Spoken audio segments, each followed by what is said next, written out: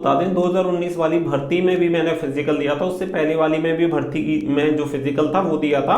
और आप सभी को पता है। जय हिंद मेरे प्यारे साथी, इस वीडियो में बात करने वाले हैं सीआईएसएफ हेड कांस्टेबल मिनिस्ट्रियल और एएसआई स्टेनो की भर्ती के बारे में। और इस वीडियो में मैं आप सभी को कंप्लीट प्रोसीजर बताने वाला हूं कि आपका जो सीआईएसएफ हेड कांस्टेबल मिनिस्ट्रियल का फिजिकल यानी पीएसटी होने वाला है, जो कि 30 जनवरी से स्टार्ट हो जाएगा, वो किस तरीके से होता है। स्टेप बाय स्टेप मैं आप सभी को पूरी डिटेल बताऊंगा कि जब आप सेंटर पे पहुंचेंगे तो कौन सी चीज पहले आपकी चेक की जाती है, फिर उसके बाद क्या होता है, कोई डॉक्यूमेंट में प्रॉब्लम होती है तो उसके लिए क्या रहता है। तो हर एक चीज आप सभी को क्लियर हो जाएगी। तो वीडियो को लास्ट तक जरूर देखें ताकि आप सभी को पूरी इंफॉर्मेशन मिल पाए। वीडियो पसंद आए तो वीडियो को लाइक शेयर करके चैनल को सब्सक्राइब कर लें, बेल आइकन पर प्रेस कर लें ताकि फ्यूचर में आने वाली अपडेट का नोटिफिकेशन आपको सबसे पहले मिलता रहे। साथ ही में आप सीआईएसएफ हेड कांस्टेबल मिनिस्ट्रियल की तैयारी कर रहे हैं तो यहाँ पे हमारे एप्लीकेशन स्टडी फॉर ड्रीम्स पे आप सभी को इसके लिए मॉक टेस्ट सीरीज तैयार की गई है, जहां पे आपको 120 प्लस मॉक टेस्ट मिल जाते हैं, जो कि हिंदी और इंग्लिश दोनों भाषाओं में उपलब्ध हैं। साथ ही में डिटेल सॉल्यूशन भी आप सभी को दिए गए हैं, तो आपकी तैयारी काफी अच्छे तरीके से हो जाती है। लिंक आपको वीडियो के डिस्क्रिप्शन में दिया गया है, आप हमारे एप्लीकेशन को डाउनलोड करके वहां से सीआईएसएफ की टेस्ट सीरीज के लिए एनरोल करवा सकते हैं। साथ ही में मैं क्लियर कर दूं कि सीआईएसएफ हेड कांस्टेबल मिनिस्ट्रियल और एएसआई स्टेनो के लिए दोनों के लिए सेम टेस्ट सीरीज आपको यूज करनी है। तो दोनों के लिए एक ही टेस्ट सीरीज रहेगी क्योंकि दोनों का सिलेबस सेम रहेगा।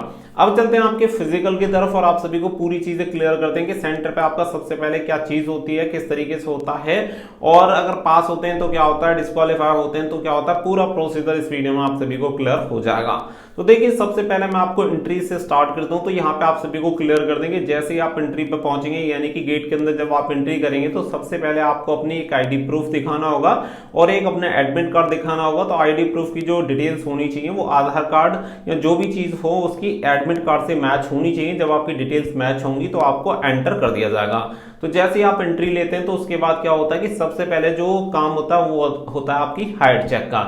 यहाँ पे जो हाइट आपकी चेक की जाती है वो नॉर्मली चेक की जाती है, जैसे कि मान के चलिए बस ये चेक किया जाता है कि हाँ अप्रोक्स इतनी आपकी हाइट होगी, यानी कि एक आपको स्टैंड टाइप का दिख जाएगा। वहां पे अगर आप उससे टच हो जाते हैं तो आपको आगे भेज दिया जाएगा और आपका काम आगे स्टार्ट होगा। तो यहाँ पे सबसे पहले अगर मान के चलिए कि कोई भी कैंडिडेट डिस्क्वालीफाई हो जाता है यानी कि उससे टच नहीं हो रहा है, तो फिर क्या होगा कि जो स्टैंडर्ड हाइट मापने का उनका मेजरमेंट का जो मशीन होती है उससे वो नापते हैं और फिर एग्जैक्ट चेक करते हैं कि वास्तव में 165 सेंटीमीटर या कैटेगरी वाइज जितनी आपकी होनी चाहिए उतनी हाइट है या नहीं। अगर इतनी नहीं होती है तो आप दोबारा से भी अपील कर सकते हैं कि मुझे दोबारा से चेक करवानी है, तो वहां पे दोबारा से भी आपकी हाइट चेक हो जाती है, वहां पे कोई भी प्रॉब्लम नहीं होती। तो ये होता है प्री हाइट मेजरमेंट, यानी कि सबसे पहले आपकी हाइट चेक की जाती है और जब आप इस स्टेज को क्वालिफाई कर लेते हैं तो फिर आप अंदर एंटर हो जाते हैं कि जहां पे आपके डॉक्यूमेंट्स वगैरह चेक किए जाते हैं। अब जो प्रोसीजर स्टार्ट होता है वो होता है आपके डॉक्यूमेंट्स का।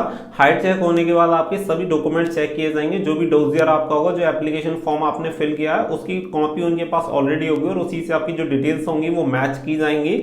सभी डॉक्यूमेंट्स आपसे लिए जाएंगे। सभी डॉक्यूमेंट्स की फोटोकॉपी आपके पास 2 सेट होनी चाहिए और सभी ओरिजिनल कॉपी भी आपके पास होनी चाहिए, क्योंकि उसी से आपकी जो कॉपी होती है वो वेरीफाई होती है और एक सेट आपसे वहां पे ले लिया जाता है। लगभग 6 से 7 फोटो अपने साथ कैरी करके लेके जाने हैं। तो ये सभी डॉक्यूमेंट्स के लिए मैंने ऑलरेडी वीडियो बना दी है कि कौन कौन से डॉक्यूमेंट्स आपको चाहिए होते हैं, तो उसके लिए आप वो वाली वीडियो जाके देख सकते हैं। इस वीडियो में हम फिलहाल आपके सिर्फ और सिर्फ प्रोसीजर के बारे में बात करेंगे। जब आपके डॉक्यूमेंट्स क्लियर हो जाते हैं और आपका डॉक्यूमेंटेशन कंप्लीट हो जाता है तो फिर आपका आता है मेजरमेंट यानी कि पीएसटी, जिसमें फिजिकल स्टैंडर्ड टेस्ट अब सारी चीजों को प्रॉपर चेक किया जाएगा। क्योंकि स्टार्टिंग में जो हाइट चेक की गई थी वो लमसम आपकी चेक की गई थी, लग रहा था कि हाँ आप क्वालिफाई हो जाएंगे तो आपको अंदर कर दिया गया।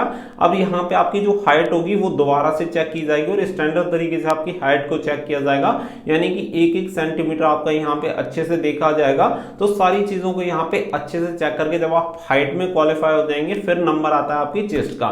तो चेस्ट भी आपकी इसी तरीके से चेक की जाएगी। तो जब आपकी चेस्ट क्वालिफाई हो जाती है फिर आपका वेट होता है। तो ये 3 चीजें आपकी वहां पे की जाती हैं। इसके बाद क्या होता है कि आपको वहां बैठा दिया जाता है और कंफर्म कर दिया जाता है कि हाँ आपका ये हो गया। आपके हाथ में एक फॉर्म होता है जो कि आपको पहले फिल करना होता है। अपनी जो बेसिक डिटेल्स होती हैं जैसे कि आपका रजिस्ट्रेशन नंबर, रोल नंबर, अपना नाम, फादर्स नेम, वो डिटेल्स और आपका जो एड्रेस वगैरह रहेगा वो आपसे फिल करवा लिया जाता है। उसी में टिक करना होता है कि आप क्वालिफाई हुए या नहीं हुए, तो उसी में वो सारी चीजें भरते रहते हैं। तो ये प्रोसीजर होता है वहां पे आपका फिजिकल मेजरमेंट वगैरह का और आपके डॉक्यूमेंटेशन का। अब इस कंडीशन में होता क्या है कि बहुत सारे कैंडिडेट ऐसे भी होते हैं कि जिनके डॉक्यूमेंट्स में कोई प्रॉब्लम होती है और इनकम्प्लीट होता है, तो उन्हें दूसरा चांस भी दे दिया जाता है और बोल दिया जाता है कि आपको अगले 7 दिन के अंदर आके ये डॉक्यूमेंट्स जमा कराने और आपके इस डॉक्यूमेंट्स में ये प्रॉब्लम है, तो आप दोबारा से 7 दिन बाद जाके जो डेट आपको दी जाती है तो वो डॉक्यूमेंट्स वहां पे जाके जमा करेंगे, तो उसे एक्सेप्टेबल कर लिया जाता है और आप क्वालिफाई हो जाते हैं। इसी तरीके से जब आपकी हाइट और चेस्ट में अगर आपको प्रॉब्लम आती है और आपको लगता है कि नहीं मैं क्वालिफाई हो जाऊंगा और मुझे यहाँ पर डिस्क्वालीफाई गलत तरीके से किया जा रहा है, तो आप क्या कर सकते हैं, वहां पे एक रिक्वेस्ट कर सकते हैं। वहां पे आपके पास एक ऑप्शन होता है कि जब अगर आपको ऐसा लग रहा है तो सबसे लास्ट में पीठासीन अधिकारी जो भी वहां के करवा रहे होते हैं, सीओ वगैरह जो होते हैं, वो आते हैं शाम को, और जितने बार कैंडिडेट ऐसे कैंडिडेट जो कि सेटिस्फाई नहीं है उनकी हाइट मेजरमेंट वगैरह से या चेस्ट मेजरमेंट से, तो दोबारा उनकी हाइट को सबसे लास्ट में जो कैंडिडेट ऐसे कैंडिडेट बचते हैं उन सभी की हाइट और चेस्ट को दोबारा से चेक किया जाता है। कुछ कैंडिडेट ऐसे भी होते हैं जो दोबारा में पास हो जाते हैं, तो अगर आप पास हो जाते हैं तो वेल एंड गुड, अगर पास नहीं होते हैं तो आपको डिस्क्वालीफाई का एक सर्टिफिकेट दिया जाता है और आपको ये बता दिया जाता है कि आप इसकी वजह से डिस्क्वालीफाई हो गए। यानी कि दो चीजें रहती हैं कि बहुत सारे कैंडिडेट इसमें हमेशा कंफ्यूज रहते हैं कि जो कैंडिडेट क्वालिफाई होगा उसे कैसे कंफर्म होगा कि वो क्वालिफाई हुआ है या नहीं। तो आप सभी को बता दें कि अगर आपको डिस्क्वालीफाई का सर्टिफिकेट नहीं दिया जाता है तो आप क्वालिफाई हैं, क्योंकि वहां पे जो सर्टिफिकेट दिया जाता है केवल फेलियर कैंडिडेट को ही दिया जाता है। जो कैंडिडेट क्वालिफाई होते हैं उन्हें कोई भी लेटर वगैरह कुछ भी नहीं दिया जाता। यानी कि अगर आपको कोई लेटर वगैरह अगर आपको नहीं देते हैं और आपको भेजते हैं कि घर जाओ, तो इसका मतलब सीधा सा ये है कि आप वहां पे क्वालिफाई हो चुके हैं और आपको किसी भी प्रूफ की कोई भी जरूरत नहीं है। जो कैंडिडेट डिस्क्वालीफाई होंगे केवल उन्हीं को ये प्रूफ दिया जाता है। तो ये पूरा प्रोसीजर मैंने आप सभी को क्लियर कर दिया है, लेके एग्जिट तक आप सभी का हर एक चीज यही 3 स्टेज रहती है। सबसे पहले प्री हाइट, फिर डॉक्यूमेंटेशन एंड आपका मेजरमेंट। प्रॉब्लम आती है तो दोबारा से आप चेक करवा सकते हैं, एक बार नहीं, 2 बार नहीं, 3 बार आराम से वो चेक करते हैं। जब तक आप सेटिस्फाई नहीं होते, आप ये मान के चलिए कि 1 से 2 बार में कोई भी बंदा होता है उसे क्लियर हो जाता है कि हाँ मेरी हाइट या चेस्ट है ही नहीं, तो ये सारी चीजें आपकी रहती हैं। इसी तरीके से फीमेल कैटेगरी का भी लगभग सेम प्रोसीजर रहता है, उनकी चेस्ट वगैरह नहीं मापी जाती है, केवल हाइट और वेट वहां पे उनका होता है, तो सेम डॉक्यूमेंट्स वगैरह का भी सेम प्रोसीजर रहता है। तो अगर आपको कोई डॉक्यूमेंट्स में प्रॉब्लम आती है तो डोंट वरी, आपको वहां पे चांस मिल जाता है। मैक्सिमम टाइम ये देखने के लिए मिलता है कि आपको वहां पे दूसरा मौका दे दिया जाता है,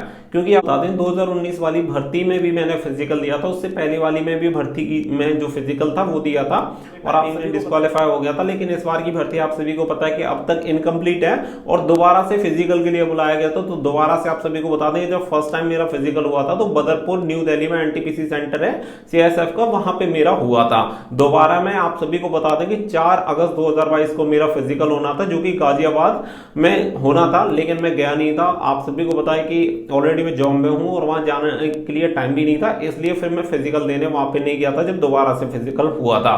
तो 2 बार मैं फिजिकल ऑलरेडी सीआईएसएफ का दे चुका हूं, क्लियर भी हो चुका है। तो ऑलमोस्ट सारा प्रोसीजर मुझे पता है, जो कि इस वीडियो में मैंने आप सभी के साथ शेयर किया है। तो उम्मीद करता हूं कि ये जो पूरी इंफॉर्मेशन मैंने आप सभी के साथ शेयर करी है कि डिस्क्वालीफाई कौन होता है, क्वालिफाई कौन होता है, कैसे हाइट मेजरमेंट वगैरह चेक होता है और दूसरा चांस मिलता है नहीं मिलता, वो सारी चीजें आप सभी को क्लियर कर दी हैं। तो अभी अपने सभी डॉक्यूमेंट्स के साथ जाएं और अपने कॉन्फिडेंस के साथ जाएं, कोई प्रॉब्लम वहां पे आपको नहीं आएगी। और हमारी साइड से आप सभी को वेरी बेस्ट ऑफ लक। और जैसे आपका फिजिकल क्वालिफाई हो जाए तो आप टेस्ट सीरीज के लिए जरूर इनरोल कर लेना, आप सभी के लिए काफी बेनिफिशियल ये साबित होगी। मिलते हैं नेक्स्ट वीडियो में, फिलहाल के लिए इतना ही। Thank you for watching. जय हिंद, जय भारत।